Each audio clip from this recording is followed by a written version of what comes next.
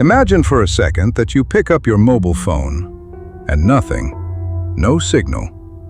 Imagine going to the supermarket and the shelves are empty, not just of toilet paper, but of absolutely everything. Imagine that on the news, before the power cuts out forever, you see Washington, Beijing, London, Moscow, and Berlin are burning all at the same time. It's not a nuclear war. It's something worse. It is the silence. In a matter of 40 years, human civilization as we know it simply ceases to exist. The internet is over, modern medicine is over, writing is over. We return to the darkness. Sounds like a dystopian sci-fi movie, right? It sounds like that terrifying future we like to imagine to feel alive. But I have bad news for you. This isn't a prediction of the future. This already happened. Welcome to 1177 BC. Welcome to the first apocalypse in history. Today we're going to talk about the most mysterious, violent, and terrifying event of antiquity, the Bronze Age collapse. A time when the world was globalized, rich, and sophisticated, and in the blink of an eye, everything went to hell. And the most disturbing part isn't that they fell. It's that 3,000 years later, we're still arguing about who pulled the trigger. Was it earthquakes? Was it the climate? Or was it them, the sea peoples, those ghosts who arrived from the ocean to erase history? But before we see the world burn, we have to understand what is about to be lost. Because for an apocalypse to hurt, you first have to fall in love with the victim. And the victim here is the late Bronze Age. You have to get the image of people in loincloths banging rocks out of your head. Around 1200 BC, the Mediterranean was an ancient version of our European Union, or our G7. We had the great superpowers, Egypt, the empire of the pharaohs, which was like the United States, an economic and military power with monuments that shouted, "Look how rich we are." We had the Hittites, in modern-day Turkey, the tough guys on the block, masters of war and of chariots, which would be like the Russia or industrial Germany of the time. We had the Assyrians and Babylonians in Mesopotamia, the intellectuals, the bankers. And in Greece we had the Mycenaeans, the ancestors of the classical Greeks guys who lived in fortress palaces and who inspired the legends of the Trojan War. This world was incredibly connected. We have found shipwrecks from that era, like the Ulu Burun, which is basically an Amazon truck sunk at the bottom of the sea. It carried hippopotamus ivory from Africa, amber from the Baltic, glass from Canaan, ebony from Egypt, and weapons from Greece, all on the same ship. The kings wrote letters calling each other brother and sent each other gifts. "Hey, Ramses, send me gold. In Egypt you have it even in the dust, and I'll send you lapis lazuli." It was a complex diplomatic and trade network. And the glue that held it all together was, of course, bronze. Bronze is not a metal you find lying on the ground. It is an alloy. You need copper and you need tin. Copper is easy. They got it from Cyprus. In fact, the word copper comes from Cyprus. But tin, oh friends, tin was the oil of antiquity. It was scarce, rare, and came from very far away, possibly from places as remote as Afghanistan or Cornwall. To make bronze, you needed an international supply chain that worked like a Swiss watch. If you cut off the tin, the weapons were over, the tools were over, efficient agriculture was over.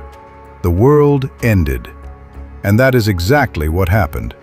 The system was so complex, so interdependent, that it was fragile. Like a house of cards, you only had to remove one card for everything to come down. But who pulled the card? For a long time, historians thought it was just one thing. But the reality is much more terrifying. It was what we call a perfect storm. Imagine you wake up on a Tuesday and you have a drought. On Wednesday, an earthquake. On Thursday, your workers go on strike. And on Friday, some guys show up in boats with curved swords ready to burn down your house. That is what happened to these civilizations. Let's start with the climate, the silent killer. Recent studies of fossilized pollen. Yes, science is that incredible. We can know what flowers grew 3 millennia ago. Tell us that there was a mega-drought that lasted for decades. And in an agrarian world, drought means famine, and famine means instability. If the pharaoh or the king says he is the intermediary of the gods and it doesn't rain, people start thinking that maybe it's time to change the manager, and maybe change him by cutting off his head. We know there were brutal famines. There is a desperate letter from a Hittite king that says, "It is a matter of life or death. Send me grain.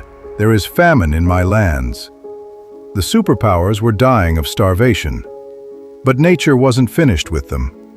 Between 1225 and 1175 BC, the region suffered what seismologists call a seismic storm. Not one, not two, but a series of massive earthquakes that shook Greece, Turkey, and the Levant. Imagine entire cities with cyclopean walls. Those walls made with stones so large they said Cyclops had moved them, collapsing on their inhabitants. Troy, Mycenae, Hattusa, all have layers of earthquake destruction from these dates. So we have hungry people living among ruins with international trade collapsed because bandits are taking advantage of the chaos. The stage is set, the lights flicker, and then, on the horizon, the sails of the ships appear. Here is where pure terror enters. The Egyptians called them the Sea Peoples. We don't know exactly who they were. Were they pirates? Climate refugees?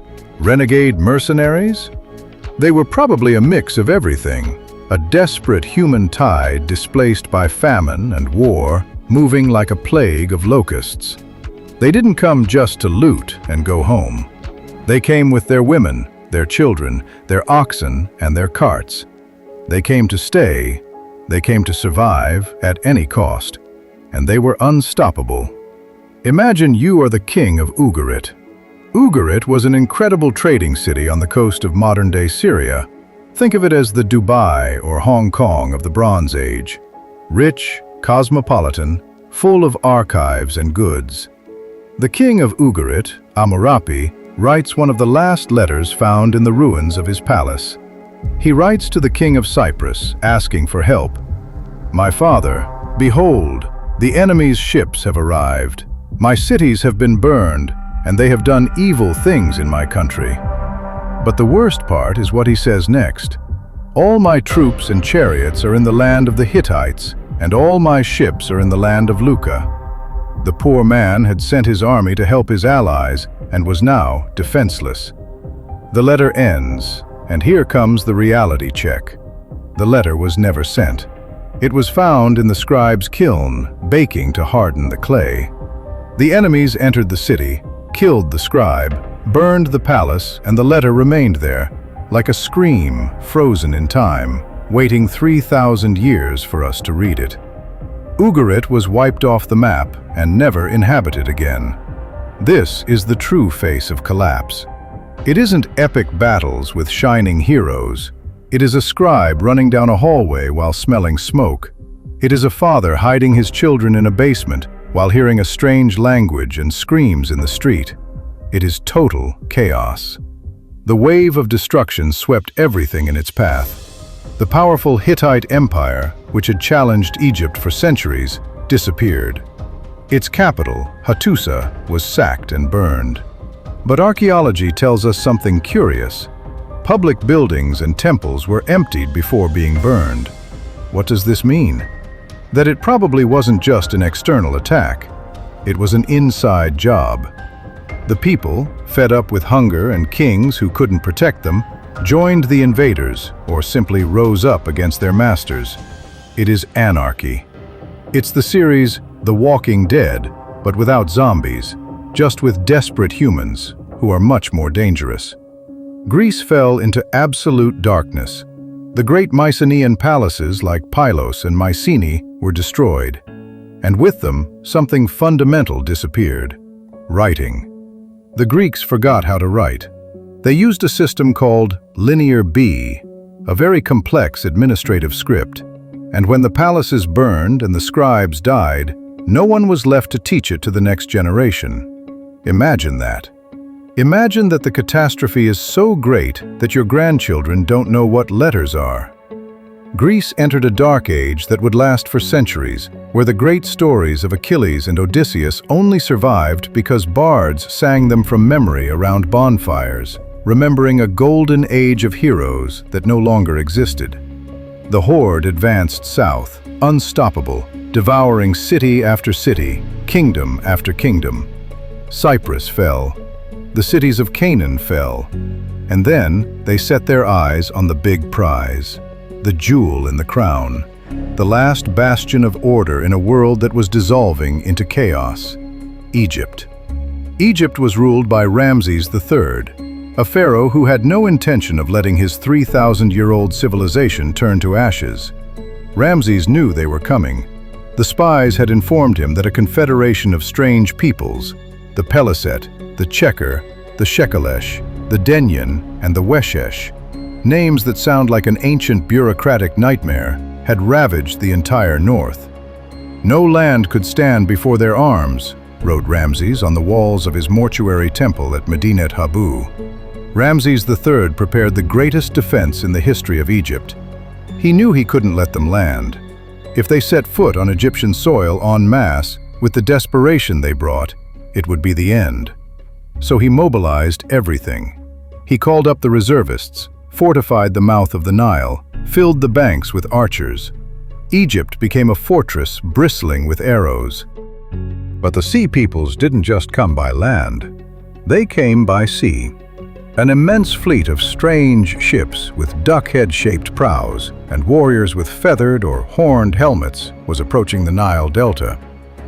What happened next was the first documented major naval battle in history. And it wasn't an elegant naval combat with tactical maneuvers from a distance. It was a brutal carnage, hand-to-hand, on the water. The Egyptian ships, more maneuverable in the river, pushed the invading fleet against the shore. The Egyptian archers rained death upon them from the coast. Ships collided, capsized. Egyptian soldiers used hooks to drag invaders into the water and drown or finish them off.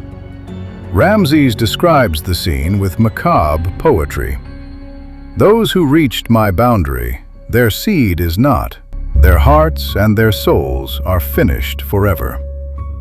As for those who came together on the sea, the full flame was consumed before them, while the net was cast over them. Ramses won. Egypt survived. He stopped the apocalypse on the beaches of the Nile. But, and here is the plot twist, it was a Pyrrhic victory. Do you know what a Pyrrhic victory is? It's when you win the battle, but lose the war, because the cost has been so high that you are left ruined. Egypt survived, yes, but it was left exhausted. Its treasury was empty from the war effort. The international trade it depended on was dead, because all its trading partners had disappeared or were smoking ruins. The Egyptian empire began a slow agony, a decline from which it would never fully recover until being conquered by others centuries later. They had saved the body of Egypt, but the soul of the Bronze Age had died that day on the beach.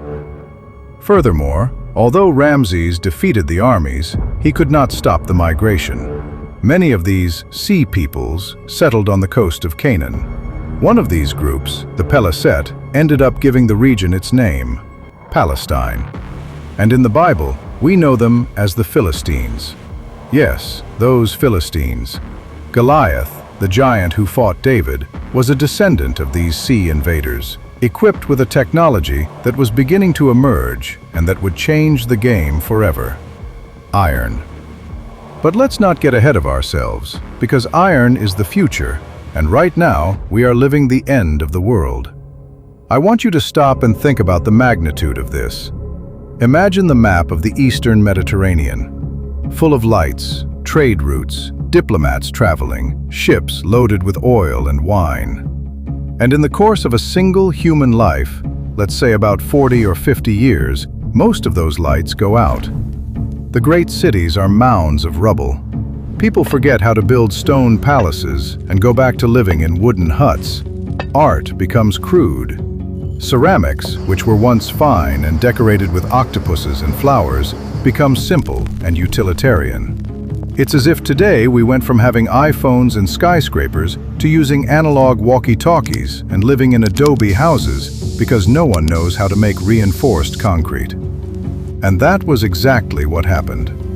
After the fall of Egypt, the world entered what historians call the Dark Age. Careful with the name, because it doesn't mean the sun stopped shining, but that the lights of information went out. When the palace bureaucracy disappeared, the records disappeared. We stopped having receipts, diplomatic letters, and chronicles. History became mute. People kept living, but no one was writing it down. However, in that darkness, something fascinating happened.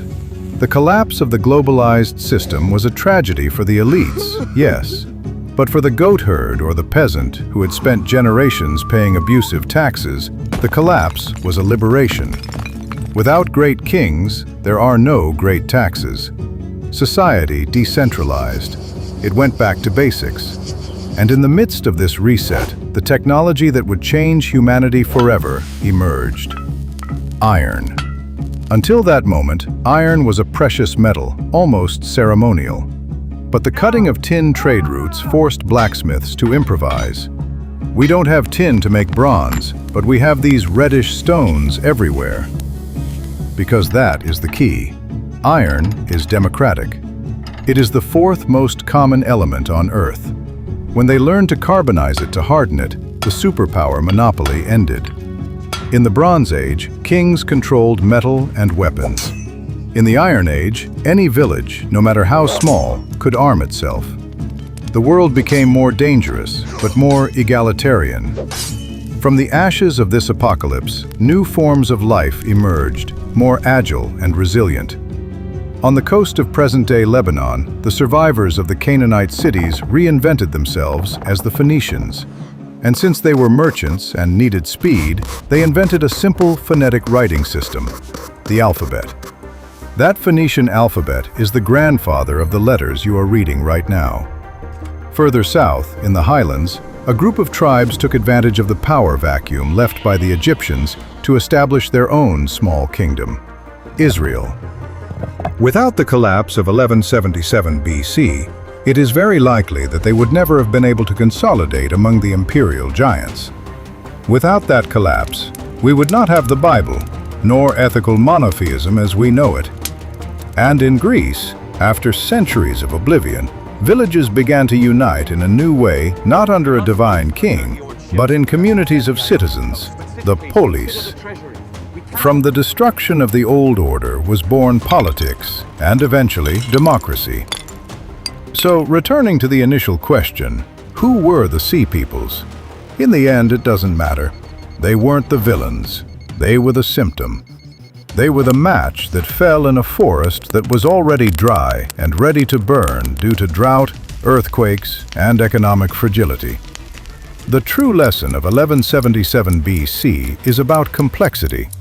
Civilization collapsed because it was too interconnected for its own good. It was a system optimized for efficiency, not for resilience. They depended so much on each other that when one link failed, the whole chain hit them in the face. And here is where I ask you to look out the window. Look at our world. We depend on microchips from Taiwan, gas from Russia, grain from Ukraine. We have just-in-time supply chains that keep no stock. We have a global power grid that, if it fails, sends us back to the Middle Ages in hours. We are richer and more technological than the Hittites, but we are also infinitely more fragile. If tomorrow there were a perfect storm, a pandemic, a global war, and a digital collapse, how long would it take for us to fall? Would we be the new Sea Peoples, wandering through ruins looking for canned food? The Bronze Age collapse reminds us that progress is not a straight line. Sometimes, history stops and the lights go out. So the next time you see your mobile phone, say thank you, and perhaps learn to grow a small vegetable garden, just in case the sea peoples decide to come back from vacation.